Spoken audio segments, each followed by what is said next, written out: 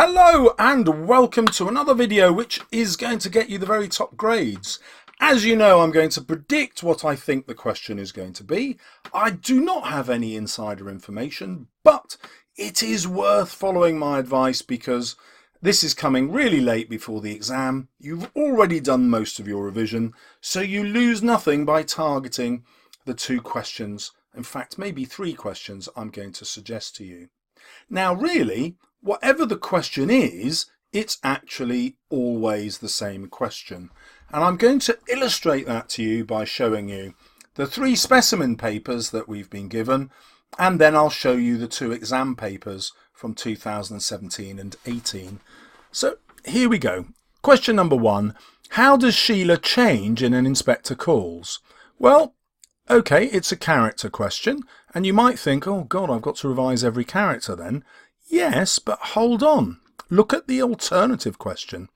How does Priestley explore responsibility in an inspector calls? So I'm going to suggest that actually these two questions are the same, but really the first one says, how does Priestley use Sheila in order to explore the theme of responsibility? You know, that's her change, isn't it? She becomes more and more responsible.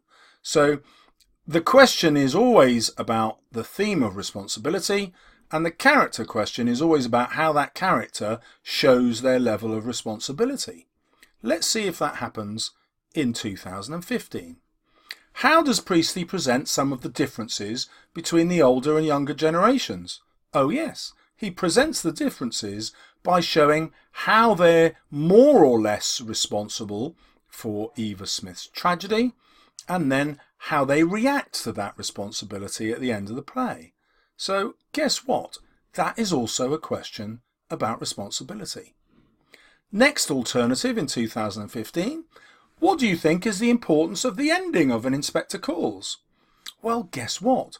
This is where Priestley shows how responsible or not all the characters are. So it's really the same question as that. I absolutely love this question because, as you know, I always tell you to write about the ending of your text because this is where the author really puts forward their final ideas. The ending to an inspector calls is really, really rich, and I'd love it for this question to come up again. Specimen 3. How does Priestley use Eva Smith to represent poverty and an inspector calls? Well, this feels like a rogue question. You probably haven't studied Eva Smith much as a character, and you certainly, I would imagine, haven't studied the theme of poverty, and you might panic. But once again, the question is really about responsibility. So, how does he present who is responsible for Eva Smith's poverty? Oh, all right, well, the financial poverty is caused by first Burling, then Sheila. Well, who was worse out of the two? Well, Sheila was probably worse because Eva's job at Millwoods was much better than at Burling's, and it's after Sheila's intervention that she ends up going to the Palace Bar, where she meets Gerald. Right, how does Gerald exploit her poverty? Well, he takes her off and gets her drunk before he feeds her. He then puts her up in a flat that he's borrowed, and obviously she's really grateful and starts having an affair with him, but because she's poor he doesn't have to pay her much, you know, and you get the idea. It's actually the same as who is responsible. Brilliant. How does Priestley present Gerald's relationship with women in an inspector calls? Well, he basically shows that Gerald exploits them. How? Because he is not a responsible human being. He's a male in the patriarchy, and he takes advantage of his rich status and his male status in order to exploit women for his own personal pleasure. And so once again, this is a question about responsibility. Right, let's look at the actual exam questions. So the very first exam, how far does Priestley present Mrs. Burling as an unlikable character? Well, you've got there before me now, I hope. That's really a question which says, how responsible is Mrs. Burling?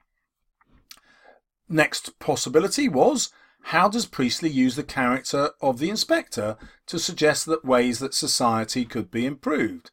Hey, he's there to show us all how we are responsible for each other. We're members of all of one body, and we need to behave in these responsible ways. And then you just go through all the things that you've revised about what makes a responsible member of society, what is Priestley's point of view, how is he trying to change us to make us more responsible. You'll have all that context at your fingertips. If you don't know the context and you need more revision, there will be cards appearing in the corners of my video to my most useful videos on revising and inspector calls. Okay, let's go to last year's question. How far does Priestley present Eric as a character who changes his attitudes towards himself and others during the play? Well, you know now, if it's about a character, it's about responsibility. Does Eric take responsibility for himself and others during the play? The conventional answer is yes, he does. He learns the inspector's lesson. The answer that I teach is that that's only on the surface, but actually beneath it, he doesn't change his attitudes. Again, go and watch my videos if you want to see how that works. But my point for this video is that this is still a character question which really is all about responsibility. And then the final option, how does Priestley explore the importance of social class in an inspector calls? Well, that's pretty much the same as this question. How does the inspector suggest how society should be changed? Because it's really all about social responsibility again. How the upper classes have a social responsibility to help those who are socially inferior to them. And here's loads of ways I'm going to show you it happens in an inspector calls. I'm speaking rhetorically there as though I'm doing the exam. So hopefully I've demonstrated to you that whatever the question, it's always the same question. So what we have to ask ourselves now is which character is likely to come up and which aspect of social responsibility are we likely to get questions on? Well, historically, the character who's always come up most, so that's before this exam, but in the old AQA exams, the character who came up most was Sheila. So Sheila, I still think, is a good bet. And Eric came up last year, which would suggest that they would look at the younger generation again, and consequently giving us Sheila is probably still a good bet. We still have the problem of Specimen 3, which had two pretty radical questions in it, so you could get a question about Gerald. I personally would love that one. It's the easiest one to have lots of different interpretations on, after Eric actually. But I'd say that's less likely because Sheila and the younger generation have come up more frequently. Basically, you're going to argue most of your younger generation answer from the changes in Sheila. And it's a more popular theme. Now, this question here, what do you think is the importance of the ending? You know, I got so excited about that one. I'm going to ask you to plan this one because a lot of what we know about Sheila is revealed at the end. Certainly a lot of what we know about Gerald, if that rogue question comes up, comes at the end. And interestingly, in the Animal Farm paper, the examiners did actually ask about the ending of the novel. That's new. They didn't used to ask that question in years gone by in the old exam system. And I think it's a really cool question. And I think that's the kind of question the examiners will be thinking of. They really did give us a very easy paper one. And so I think we can expect an element of challenge. I'm really hoping that it's the ending that they give you. So let's start with the statistical probability that it's Sheila. Here's my 6-point plan. You can add to it, change it, but if you revise these 6 things, you're sure to be on for a good grade. Remember that she is a proxy for the inspector. That means she represents his views, and also the inspector is a proxy for Priestley, so Sheila reflects Priestley's views. She says things repeatedly like there isn't time. There's that quotation from the inspector, how we often do on the young, we often have an influence. Sheila says no mother when her mother's trying to protest that she shouldn't feel any guilt about Eva because Sheila's worked out that Eric is the father. She says, don't you see, don't put up a wall. And then obviously that reaction about fire and blood and anguish once the inspector's gone. And she's saying we need to learn the lesson, and the rest of her older family and Gerald are refusing to do so. She also represents the hope of youth. that the future can be changed. If young people have a different view, they will eventually take power and we will build a better society. She also reflects the patriarchal choices of her time. So in 1912, women not only didn't have a vote, they didn't have much status. All their status was achieved through their men. So either through their father's social status or their acceptance of marriage. And I'm going to argue that probably after the end of the play, when we look at Sheila's behaviour, we're most likely to think that she will accept Gerald. She refuses him only temporarily at the end, saying not yet, it's too soon. But this isn't a cast iron guarantee, and I think the opposite. I won't go into all of that. You need to watch my video, which I'll link up here, on how that's proved, or at least how I try to prove it. Her cruelty is worse than Burling's, as I've shown. The job that Eva had at Millward's was far, far nicer and less dangerous for Eva, and Sheila managed to get her sacked from that. But also the direct consequence of that is that she then became a victim of the patriarchal society, being sexually exploited first by Gerald and then by Eric. So actually the origin of Eva's story is partly Burling's, but actually it's not really, because she had a better job at Millward's. So if Burling hadn't been on the scene at all, the tragedy would still have happened once Sheila stepped in. Patriarchal society means that she's not going to be able to change it at the end of the play. So let's say she learns the inspector's lessons fully, which I think we can argue she does. She's got no power in this society to change it. She has no influence because she's a woman. And Priestley is protesting against this patriarchy. And remember, this play is written to be performed in 1945, when women do have the vote and are instrumental in the Labour landslide victory in the election, this swing towards socialism that no one knew was going to happen. He also uses Sheila to suggest that now, when the play stays in 1945, women can now change society. The suffragettes have had a major impact, and a young Sheila in 1945 would be able to change society. The tragedy is that in 1912 she couldn't. Right, I've got loads of points about the ending. I told you I was excited about this question coming up. So the ending represents the two world wars. That's why we have the deaths of the two Evas. The First World War was so horrendous, we were supposed to learn the right lessons from it, and it was called the war to end all war. And similarly, the first death of Eva should have been the end of it, but because the characters as a group didn't learn responsibility, this meant that the tragic death was repeated, hence the second phone call. If you don't understand that, go and watch some of my videos, or ignore it. The other way that this is used is by Priestley saying that time repeats itself if we don't learn our lessons, and that's what the second phone call means. And so in 1945 he's saying, if you want to avoid a third world war, let's vote for a socialist future in which we all agree we are members of one body and responsible for each other.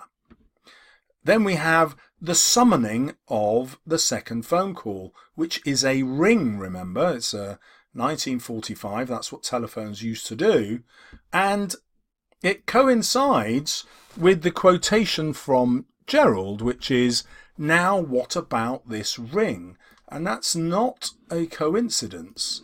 Yes, it's an engagement ring, but he could have said, "Now what about our engagement?" He doesn't. He focuses on the ring because he wants to show that it's Sheila's reaction to that causes the second death to occur. So in my reading of the play, although Sheila has learnt the inspector's lesson, she is ultimately going to accept the ring, and that's why we get the second phone call. You don't have to argue it that way. You can say, no, she has learnt the inspector's lesson, but because she is excluded from power in the patriarchal society, that is not enough to stop the second death. So anyway, I really like that interpretation, and it links directly with the way that the inspector was summoned by Burling's words on page 11 of your book. So it's the same technique he's using at the end. Eric, I'm going to argue, hasn't learned his lesson. Everything he says to his parents about how he's ashamed of them, etc. Well, he's really drunk at the minute, remember? And he says things like not really when he's accused of stealing £50. Well, he obviously has, but he fudges it, and then he blames his mother, Mrs. Burling, rather than himself. He doesn't ask himself why Eva committed suicide. Well, it wasn't just because she didn't get charity from Mr. Burling, it's because she couldn't bear to go back to Eric, and couldn't bear to have his child. So, you know, that ending shows very clearly that Eric is the one that Priestley most blames for the tragedy. Then we've got Gerald's attitude at the end. I'm going to introduce you to this word sophistry. It means putting forward a really intelligent argument you know is false, but you're so pleased with how intelligent it is that you can pretend it's right. And that's what Gerald does with his argument about the photographs. He knows this is the same girl because everything he's described about her matches what everybody else has experienced with their version of Eva, and even the dates line up. So it's clearly the same girl, but he's introduced this element of sophistry to pretend that the photographs show it's a different girl, and also he's pretending that if it is a different girl, that makes a difference to what they've done, and of course it doesn't.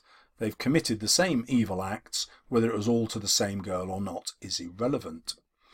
He also lies about needing to walk as he has been affected by this business, you know, the death of Daisy.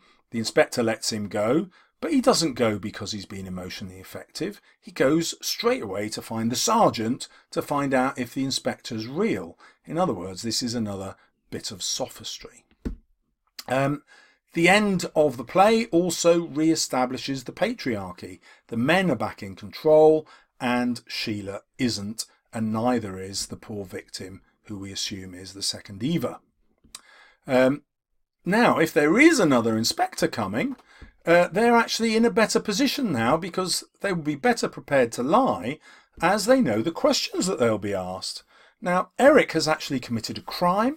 This could be covered up now, especially as Burling is determined to get hold of his knighthood. So this is an open question that Priestley gives us at the ending. Will the second inspector reveal everything and the characters all learn their lessons more forcefully, or will he actually be hampered in his investigation because they already know what to conceal from him? The ending also introduces the supernatural element. We've got the reference to A Christmas Carol and the ghost of Christmas yet to come. So for those of you who don't know the story, the ghost of Christmas yet to come helps Scrooge see the error of his ways and change the future, and that's what the supernatural version of the inspector, if you choose to see him as a ghost, hence the name Ghoul, has come to do to the Burlings to help them change the future. And then you can also link it to Schrodinger's cat, which I won't explain here, it will terrify some of you, but it's in the video that I will have linked already for those of you who are after the grade 8 and 9. Fortunately, we might not get Sheila, we might get a character who hasn't been represented so far, which would be Burling, who's obviously linked to capitalism, which is just another way of talking about responsibility, remember?